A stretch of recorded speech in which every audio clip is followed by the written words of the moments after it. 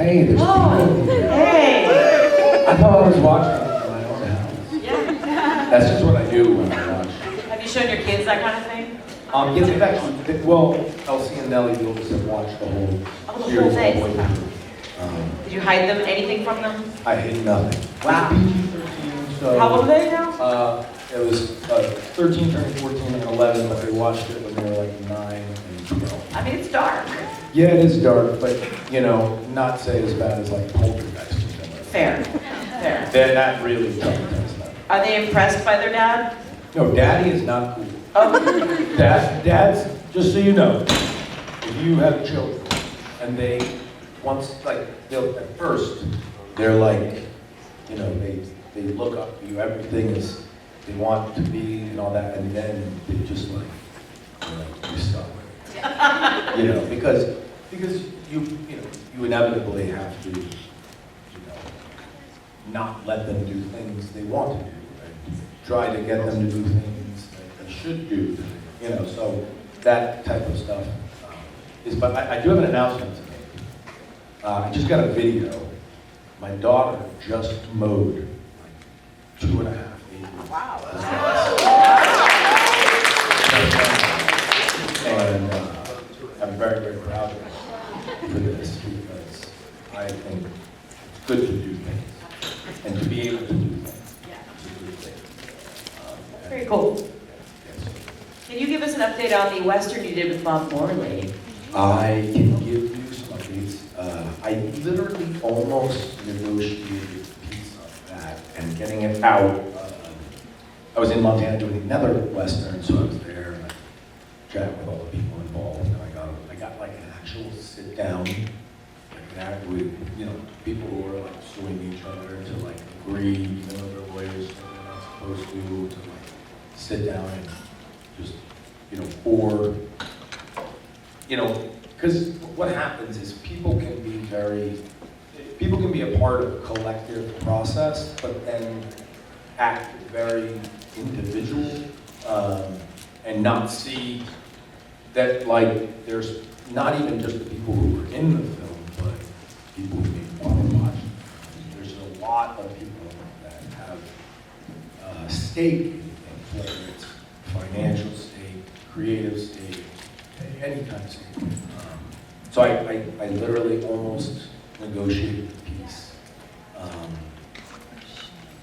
And unfortunately it fell apart when the guy who's suing everyone threatened to sue me, and I was like, well, dude, so I mean, come on, man. Yeah, I was like, yeah, you're really like a great Montanan man who means what he says with his handshake and all that.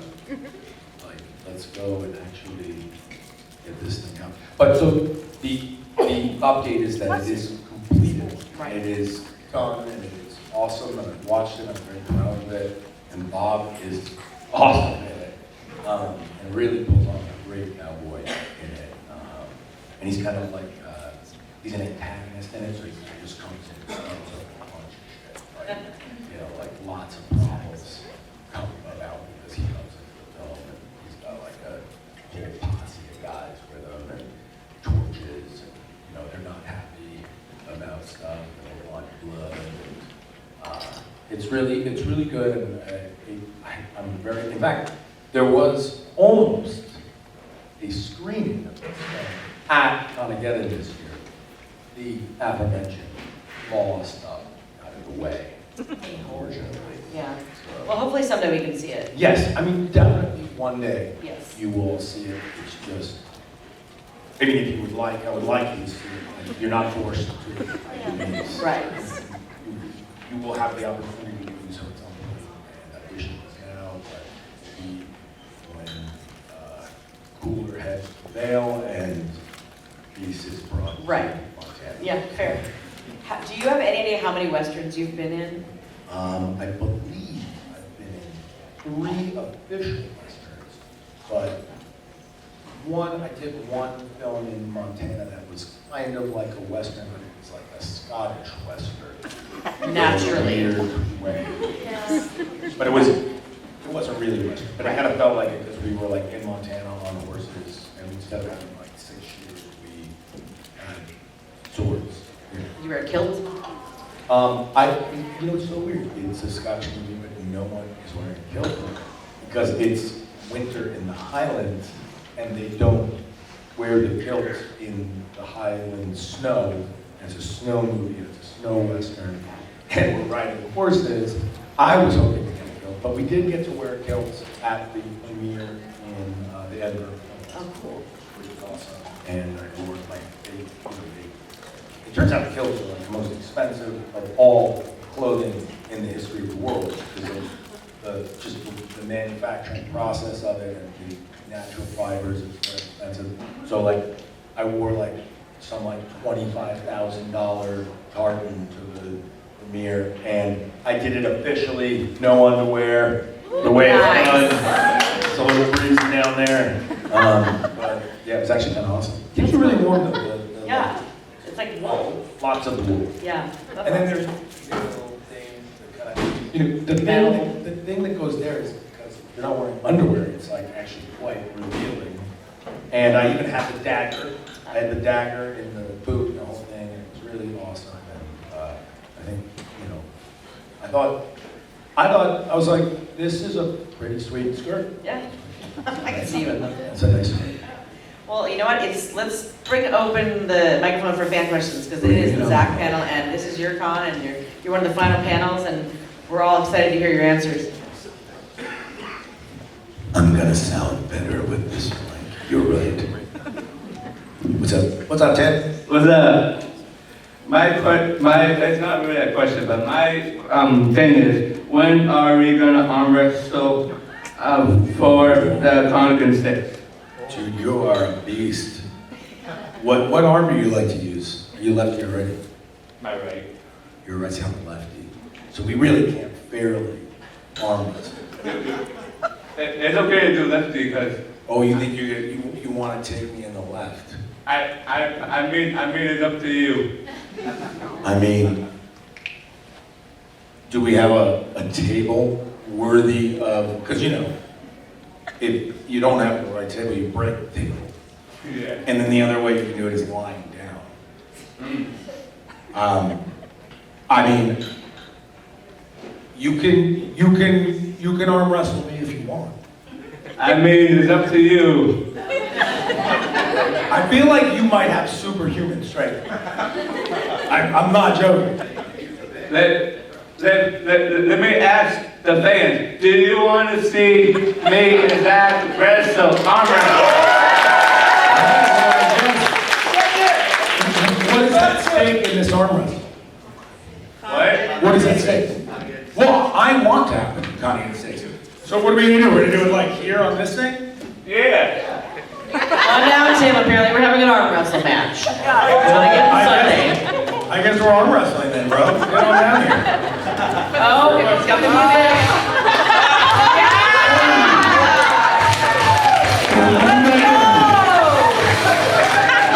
And in this corner, I'm not guaranteeing anything here. Tim versus Zach.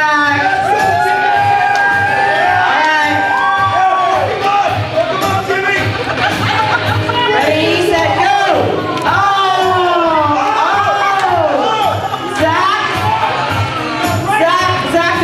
Zach got him. Oh, they're right hands now because they're men. Two hands. You got him. Okay. You got a bro hug.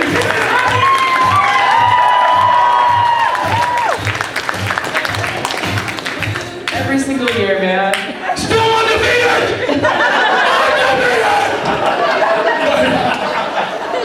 Wow. Good luck following that. So I watched you on Shameless only like 2 years ago because I was too young to watch it before. What was the difference, like the filming environment difference between filming something like Shameless and filming something like The 100? I mean, a wild difference. Shameless is a studio show, right? So it's shot on a soundstage for the most part, and then basically the way we shot it, we'd do like 8 weeks of production in LA, and then we'd fly out to Chicago and do exteriors for like 2 weeks. And then we'd do that again, where we would go another 8 weeks in LA, and then we'd fly back out to do the rest of the exterior. So a totally different environment.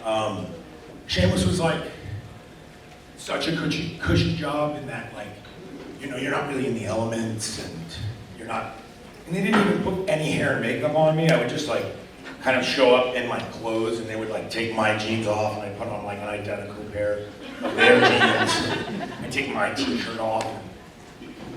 They would just sometimes not have a costume. So it was like very different. They might, you know, just also the nature of the way we shot was kind of like, you might do 2 takes on one scene in a whole episode, whereas mostly that's just like, we would just shoot it like once. So it's very short. Like, you might have a 7-page scene, and you just kind of like shot that in 7 minutes, and then that was it, you know? Also, it was a lot more like improv-y. It was a lot more like things that were not in the script that would make it into the show, because the nature of it was more comedy-based than The 100. So The 100 was more, of course, like hours in hair and makeup, flying up to Vancouver, practice this thing, you know, go deep into the forest, you know. So it's just very different in that way, but in reality, as far as like when you're acting, there's actually not much difference between like a 2nd grade acting class and like the biggest movie in the world. Like, what you're actually doing is the exact same thing. So while there are differences, the differences are mostly based on production departments and things that are going on that are different than just the acting bit. So different, but the same. Same, but different. So, as a fellow Zach, I hate to do this, but also if I hated it too much, I wouldn't do it. So here's my act of betrayal. My first question is actually for Joe. Yesterday during the Boys of Conageddon panel, someone asked, had anyone taken any souvenirs?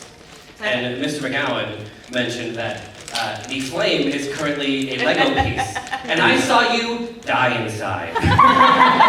Thoughts? Well, it wasn't even just because it was Lexa, it was like the value of that in a Cancer Kids charity auction is really astronomical. Would you? I agree. You want it? Listen, if it's sitting in a Lego box that your children don't really want it, it could raise like up to $10,000 for charity. Why don't you come over to yours? I don't live in LA, but I will definitely talk. Or, I mean, I wouldn't want to put it in like a package because I would worry it would be lost. The next time I'm in LA, I'll come get it. Yeah, you can. Done. Done. There you go. Thank you, Zach and Zach. My second question, during our little meet and greet, Gene Hackman came up. Yes. And I was listening to a podcast recently where they talked about how Gene Hackman was kind of the last of a dying breed of actors, where when you casted Gene Hackman, you got Gene Hackman, and that modern actors are more chameleons and are able to do multiple things instead of just like, okay, I'm Gene Hackman, I'm coming to be Gene Hackman. Do you think that's a bad thing or a good thing for Hollywood acting? I think, you know, there's different kinds of actors and there's different kinds of acting.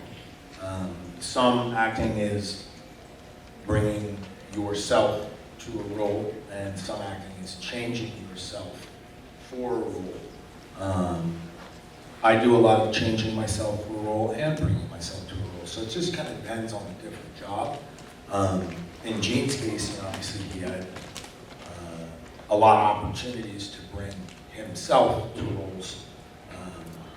You know, so like for instance, if you get an audition or an offer or something for a role, and you know it's like a Russian, for instance, and you go and play him like me, it doesn't make all that much sense. You know, if it's like a guy who's typically like from Russia, living in Russia, and all that kind of stuff. So I think it's like, I mean, like I have some actor friends who think like, oh, if you can't do this, then you're not a good actor, right? But I don't think that's the way. It's kind of like, to me, it's like, the way I look at it, it's kind of like, it's cool if you want to be a vegetarian, it's cool if you want to eat meat, it's cool, like, so the way I look at it, it's more like, it's cool, like, if you want to do it however you want to do it, like, and he was certainly very successful and very awesome doing it his way, and I'm very sorry that, you know, it sounds like it was a really tragic situation for him, and, you know, it's actually like situations like that like, you know, make me really value my time with my family. But yes, Gene is amazing. I don't think there's anything wrong with being an actor who just plays themselves in that situation. Certainly not in Gene's situation because he kind of always played parts that made sense for him. But sometimes I do see actors doing that in projects where it doesn't make sense, and that's where I'm like, oh, well, I think it would have been better if, like, you know, he sounded like all the other people. Like, you know, so I think it's A little bit of that. Yeah, a little bit of that. And certainly, I don't think anyone would be out there saying that Gene wasn't brilliant, right? He's a definite actor, so, yeah. I don't know if that answers it. Yeah, no, yeah, absolutely. Thank you. And that's in no way, I thought you were going to offend me. You said, No, I was going to offend you. the offending part was when I betrayed you to Joe. Oh, okay. That was the part. No, that's good. That's good. In fact, I never actually thought of that it would be worth that much money. And if you can get a good amount of money for fuck answers. It's when cancer gets lost. Cancer. Yes. Cancer is lost. But we also say F cancer every day. Sorry, children. I use F-bombs. But you know what I just read? I read that it turns out people who curse are more straightforward and less deceptive. Fuck yeah, they are. Fuck Yeah. Thank you. Thanks, Zach and Zach. Hi. Hello. Good. Speaking of a Russian, you left the 100 and you went to my favorite television show of all time, Marvel's Agents of S.H.I.E.L.D. Okay. to play Anton Ivanov, a character who, no offense, I despised. Yeah, he was a little. Yeah, he was really evil. He caused 9-year-old me so much emotional trauma. Thank you for that. You're welcome. But so what was it like going from one show to another, especially considering you went from the 100 in season 3, in which we had Ollie, a evil AI, to Marvel's Agents of S.H.I.E.L.D. season 4, where we had Ada, an evil AI. Just do evil AI stuff. It was a really wild transition. I felt just very lucky to be able to, go on another show and get to play a person like that. I actually had never really done much Russian work, even though I knew I had the accent and the character in my I had like a little mental file cabinet. So I had him in there, and actually, funny enough, Bob and Chai and Tasia helped me put down the tape for that in the Sutton Hotel in where we all stayed and stuff in Vancouver. So, it was really cool. I hadn't played a part where I had to cut my hair in a while. I really wanted to try to cut my hair because people were giving me this you're a hair actor thing, and I was like, kind of like basically the shit maybe people talk about, Gene, you just play yourself, something like that. So I was actually looking for a role, and I'm always looking for, I want to shave my head. I spent most of my life with a shaved head. I only back to my hair out just minutes before getting cast on Shameless. So then I got cast. I was like, oh, you have long hair. But so it was really cool, and I think with Anton, most times I play a villain, I always try to, I always try to work towards this guy doesn't see himself as a villain. But in Anton's situation, I actually tried something a little different, where I kind of leaned into the villain part of it. And so, judging by your reaction, I think I may have succeeded. But yeah, lots of AI. Mallory, who played Ada, was brilliant. She did like a thing with her eyes that was like, Yeah. it was like very convincing. You were like, are you a robot? And yeah, it was, I think, you know what's so funny is when I was doing that, that wasn't long enough ago that like AI seemed almost like it was like fantasy and not real. And now here we are like just steeped in like, what is anything we're watching even real? And is it just being made to get me angry? Or what is happening here? So yeah, it was a lot of, but what I like about it is obviously AI was represented very evil in these shows, and now it's being kind of like presented to us like, don't worry about anything, it's gonna be fine. Don't worry about the robot army. Watch Westworld, we are apt. I'm really worried about that. Yeah. Thank you very much. And just very quickly, if there was one actor you worked with on Agents of S.H.I.E.L.D. who could come over and could have been in the 100, who should it have been? I mean, pretty much all of them probably should have and could have been in 100. But I mean, I probably worked closest with Mallory, to be honest. And it was funny because we had mutual friends. She had actually been in the In Excess movie that my buddy Luke Arnold did. So like we had a lot of mutual friends and stuff. But I mean, I think she would have done a great job on it. I mean, to be honest, all of them would have. I mean, Clark, all of them, like they were a joy. But also to answer like a previous question, it was just so much easier to shoot Agents of S.H.I.E.L.D. because it's in LA, right? And like, I mean, people don't realize it's like I have kids. Like, you know, when you're up in Vancouver for like 6 months, it's like, you know, it's pretty difficult. Whereas like, you know, driving down to the Sony lot for an afternoon to just fuck around in a submarine with some knives, you know, set a situation. So yeah, I mean, I just love acting, honestly. You know, I love, if I get to play, then I get to play. You know. Awesome, thank you. So this might be a long-winded explanation before I get to my question, but there was There's no way it's going to be longer than my long-winded response. Okay, perfect, I love that.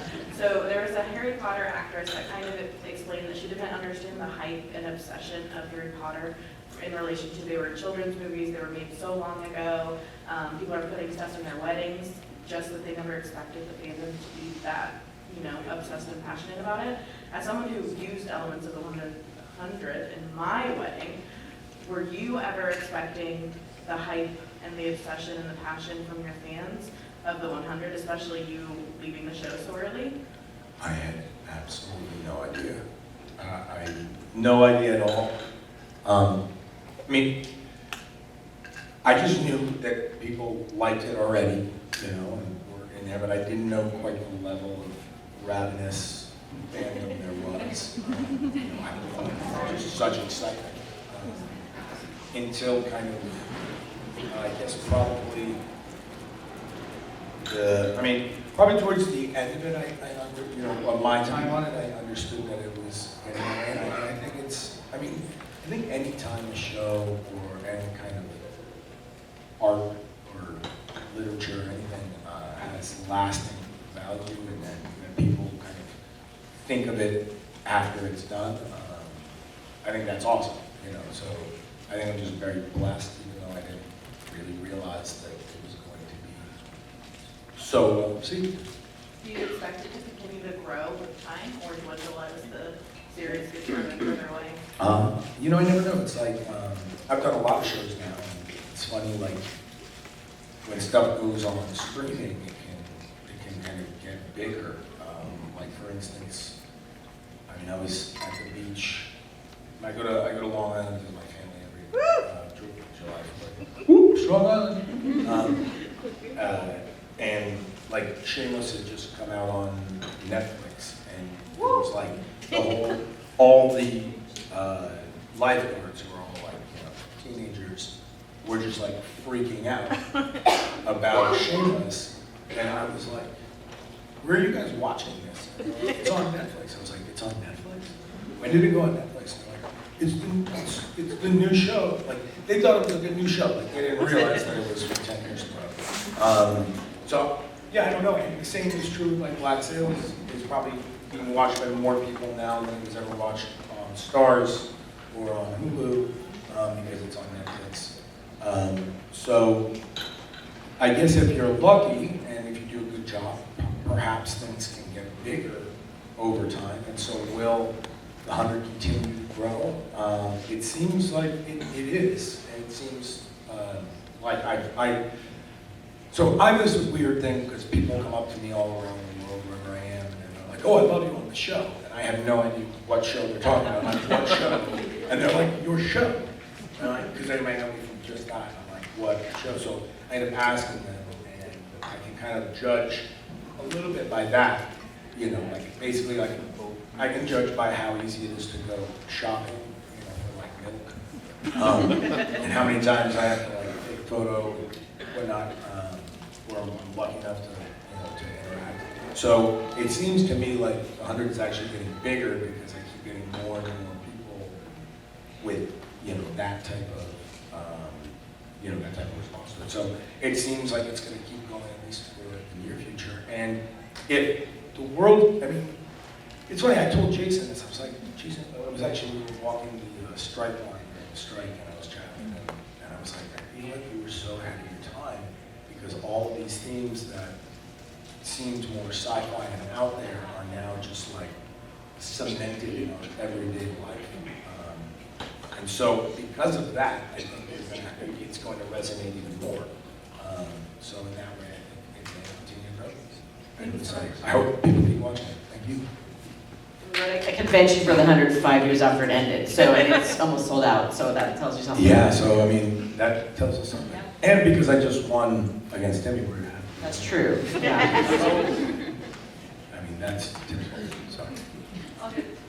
So I actually am going to record this for my little sister, if that's okay. Yeah. She is an aspiring actor. She's in high school right now, so she's really just starting to think about that world. And I really appreciate your passion for acting. Your range is incredible. You're actually the only cast member I've seen in other work. So that's really cool to have that perspective with you. And I was just curious what advice you would give to a high schooler thinking about this world for the first time. It's not my advice, but it was the best advice ever given to me. And it was given to me by Philip Seymour Hoffman on a subway car in New York while I was on my way to a play rehearsal for like a small little tiny Broadway play that probably cost me more money than I made in the entire run on it. Even though like all my friends were the ones who bought all the tickets that I didn't get anyway. But I was sitting there in the train, I'm like, you know, running lines in the train, and Philip Seymour Hoffman, I looked in the mirror, I mean the window, you know, you can see, the reflection in the window, and I realized that Philip Seymour Hoffman's sitting next to me. Oh my God, Philip Seymour Hoffman, dude, like I got so much respect for you. You're the best actor ever. I've been watching your work ever since Scent of a Woman. And he's like, dude, no one knows that that's me, Scent of a Woman. I was like a teenager, and I was like, dude, I've been literally watching you since then because like your character, like I love your work. You're so good. Do you have any advice for a young actor? And he was like, well, since you know me from Sense of the Woman, I think here. He was like, he said, at first, everyone is going to tell you that you're stupid and you're making terrible choices. Inevitably, that would be the response kind of across the board, like you are a delusional person, like what is wrong with you, get a job. This is not, that's what everyone will tell you. Then everyone's going to tell you that you're brilliant, and you found your path, and you're the most brilliant thing, and you're doing what you're supposed to do. And they said, and then everyone is going to tell you that you're stupid, and you're delusional, and what are you doing with your life? And I didn't really get it at the time, and he was like, this is my stop, good luck in the play. I was like, come see my play. And he got off, he didn't go to the play. But I mean, I think what he was saying as I become older is that you really can't you can't put the stop, like, you can't get your value from what other people are saying to you, right?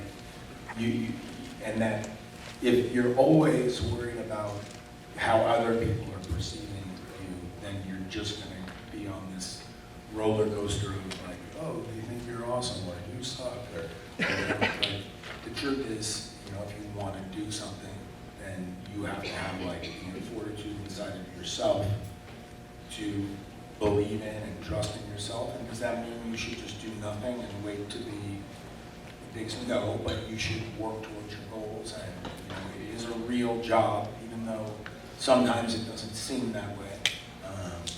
And you know, I think that if you don't chase your dreams, then certainly no one else is going to chase those dreams for you. So if you want to do something, get out there and do it. Thank you.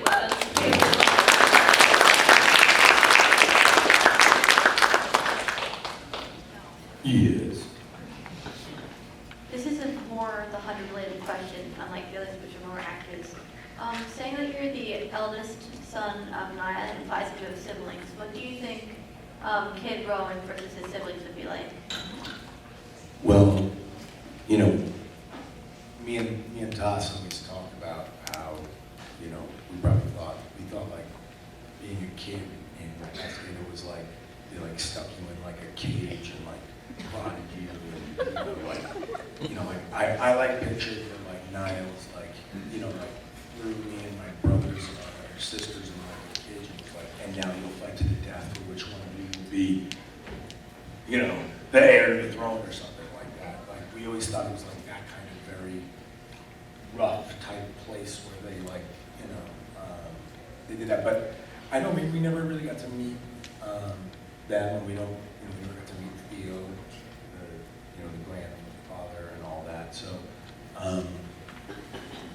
I think it was probably like a pretty tough situation, and there was not enough hugs. All of Ice Nation needs a giant hug. Yes. It's just so cold, you know, the clothing, I don't know, but yeah, I don't know, I just always envisioned it like, I don't know, like, you know, it's like when you watch like Star Trek and you see like the way the Klingons are raised, you know, like, and that was like a little bit like that, you know, something kind of rough and very not loving. Yeah. Thank you. This will be our last question for Zach's panel. Hi. I wanted to ask, out of all your movies or shows or anything, or either or, which one has been your favorite to be a part of?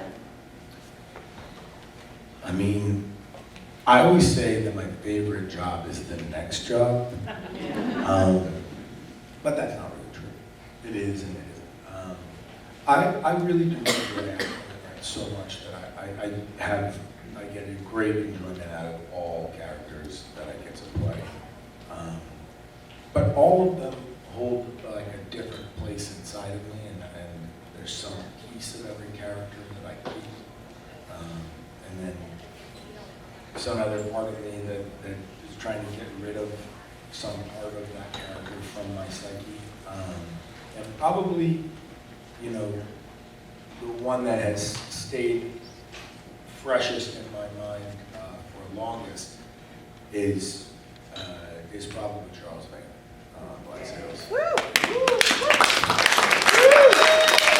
Not that Rowan doesn't have an amazing part of me too.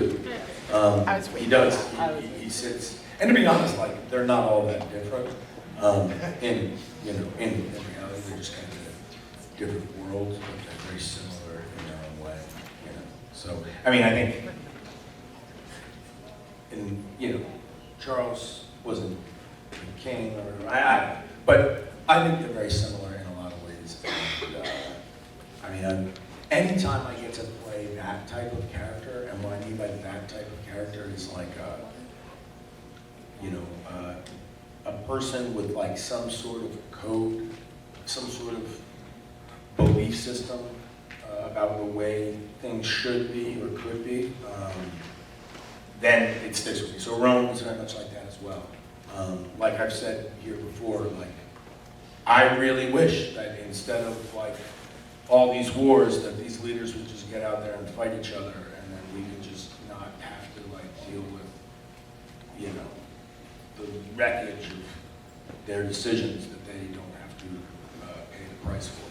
So, you know, when I get to play guy, you know, people like that, I like that. Like, I'm sad that Rowan died, but I'm happy he died instead of, you know, the other people that would have died in his place. You know? That makes sense, yeah. Well, thank you, Zach, for this.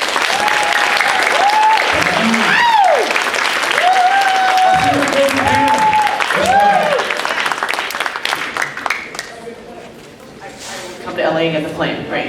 Thanks, other Zach.